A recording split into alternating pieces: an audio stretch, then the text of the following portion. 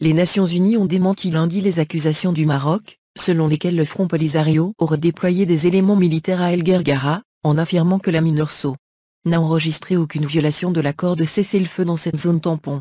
Nos collègues de la MINURSO n'ont observé aucun mouvement d'éléments militaires dans le territoire nord-est. La MINURSO continue de suivre la situation de près, a déclaré Stéphane Dujarric, porte-parole du secrétaire général de l'ONU, lors de son point de presse quotidien. Dujarric répondait à une question sur les accusations du Maroc relatives à de prétendues violations de l'accord de cessez-le-feu par le Front Polisario dans cette zone démilitarisée, sous surveillance des Nations Unies. Paniqués par la multiplication des revers diplomatiques qu'ils ont essuyés sur le dossier du Sahara occidental, mais aussi et surtout par la montée du mécontentement populaire s'exprimant par une contestation politico-sociale faisant tache d'huile dans le pays, le roi du Maroc et le Maghreb ont recours à la stratégie de la diversion consistant à faire croire au peuple marocain que dans les deux cas il y a complot tramé par l'étranger visant à s'en prendre à l'intégrité territoriale du royaume. L'étranger, c'est bien entendu l'Algérie voisine sur le dos de laquelle il cherche à renouer l'union patriotique vacillante autour du trône et du gouvernement. C'est à cela que se sont échinés ce dimanche dernier le Premier ministre du Royaume et ses ministres de l'Intérieur et des Affaires étrangères.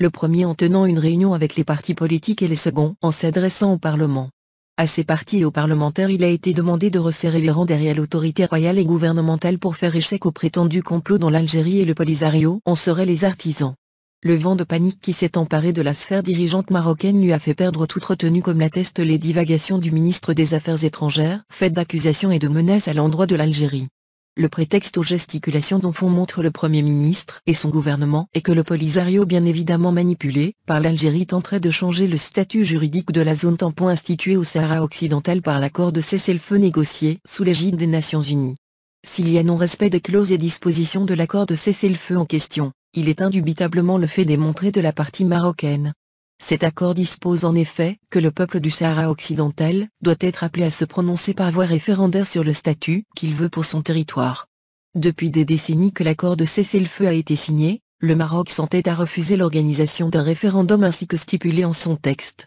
À une population marocaine qui bouillonne et casse le tabou de la sacralité du trône et du système monarchique, Mohamed VI n'a d'autre ressource pour en conserver la fidélité que détourner sa colère contre l'Algérie voisine, qui n'a d'autre tort que celui de s'être rangé du côté de Sahraouis revendiquant leur droit à l'autodétermination qui leur est reconnu par le droit international et les résolutions successives des Nations Unies et du Conseil de sécurité. Le Maghreb et sa propagande jouent en l'occurrence sur le sentiment anti-algérien qu'ils ont distillé dans des pans de cette population avec le risque grave qu'il en résulterait un enchaînement de situations qui transformerait le conflit du Sahara occidental en une confrontation directe entre les deux pays voisins. Mais cette dangereuse fuite en avant pour laquelle le trône alaouite et le Maghreb semblent s'être préparés pourrait bien se conclure par la perte pour la monarchie et le système du Maghreb.